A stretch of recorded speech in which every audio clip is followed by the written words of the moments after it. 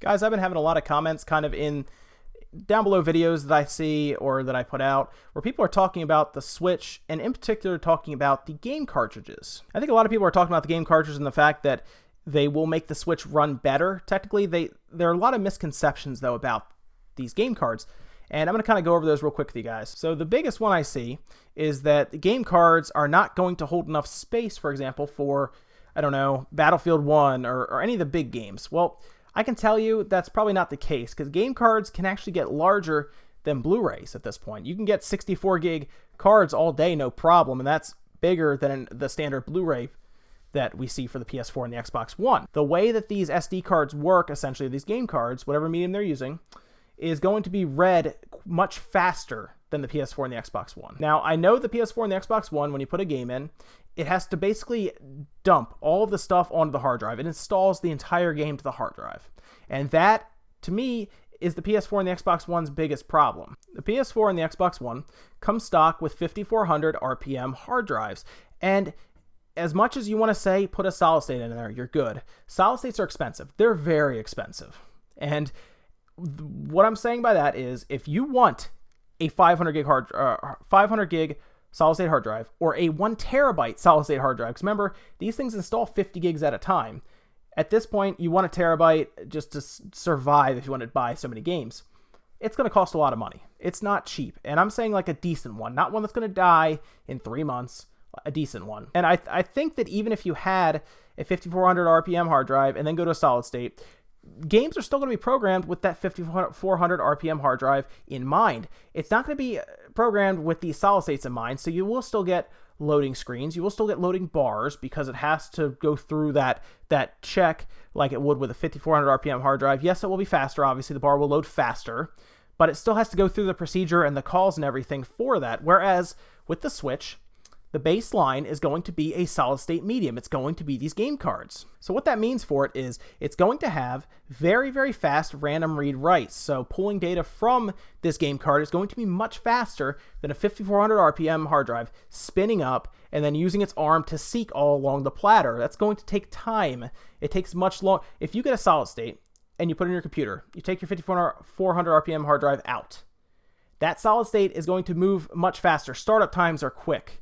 File transfers are faster. Small little bits of things that you're doing that need, like you open Internet Explorer way faster, Firefox way faster at 5400 RPM hard drive, does not need to spin up, does not need to seek information. So obviously the Switch will really not have load times like the PS4 and the Xbox One will. And I think third parties are going to like this. I do. I also think that the actual card itself will eventually eclipse Blu-rays as a standard. I think we will see 64 gig on the game cards happen faster than we would think. And I do think that Xbox One, PS4, I think Sony and Microsoft are going to see this. And I would not be surprised if eventually they adopt some sort of game card themselves, or they wipe that disk drive out completely and all of a sudden they're all digital, whereas you can still buy Nintendo games at the store. So I just think this is another way for Nintendo really to kind of step into the future with their stuff. I like the idea of a game card. I think it's good. They're going to keep probably their standard storage of SD card, which is really one of the big things that won them over the Vita. The fact you could just buy your SD card anywhere. It wasn't a big deal. I also see this weird misconception that you can write information back to that game card, or they could use it as RAM somehow. I can tell you now, if they want to keep costs down, that is not the case, because a read-write game card or SD card type thing that they would have to implement, way more expensive, for example, way more expensive. Cards that you can just read from are much cheaper. They just are. They're seriously like 30 cents to $1 cheaper. And by that, I mean the read-write one is $1. This one will be 30 cents. It's that much cheaper. And the way it works with the save games, I kind of touched on this before, they use a very small chip, like kilobytes of data in there that saves your save game. And that's how things like your Pokemon games stay on your DS carts or your 3DS carts. That's how they do it. They use a tiny, tiny little thing of SRAM. And it's just way cheaper. But that could also mean that in the future, as in a couple years, we start seeing 64 gig game cards come out as the standard. And all of a sudden, Blu-rays are the ones that are not needed. You know, they're the archaic things at that point. And this is where it gets interesting, because in this case, data transfer speed, the PS4 and the Xbox One, those are the systems holding the Switch back. In this case, it's not the Switch holding them back. The Switch is trying to pull them forward with this. You know, get some kind of solid state medium in these systems that's affordable. eliminate your Blu-ray drives, eliminate your Blu-rays, you know, maybe get game cards. It makes more sense.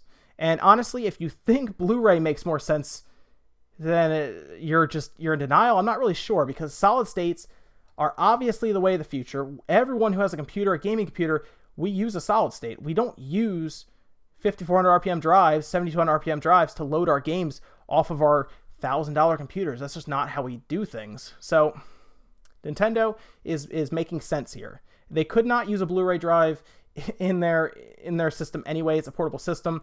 I just think they happen to fall backwards into this, and it works out great for them. It's more futuristic than the storage medium for the PS4 and the Xbox One, which is very impressive. Now they just need to work on figuring out how to make their SD card expansion bigger.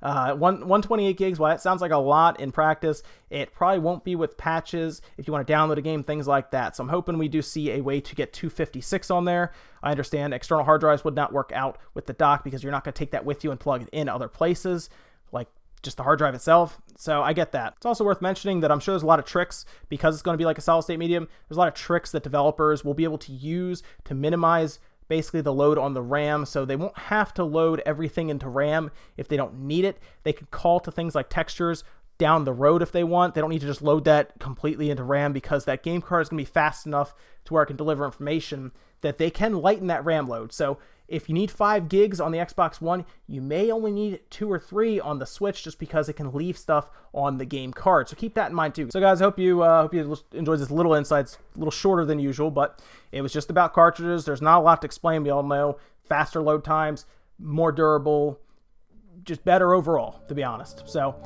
yep, definitely guys, like, comment, subscribe if you enjoyed the video. I'll see you guys next time.